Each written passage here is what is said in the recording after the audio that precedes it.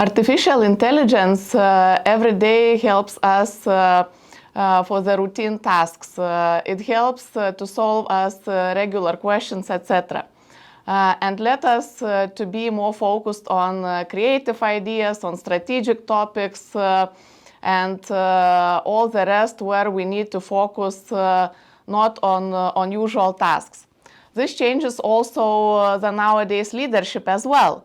And I will speak in the conference CEO's Youth between AI and humanity.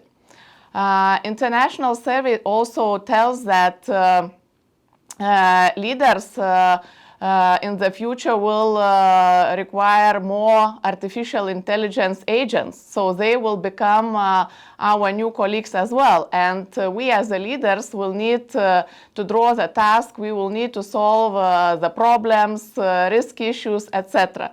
So how today's leaders need to navigate between AI and humanity?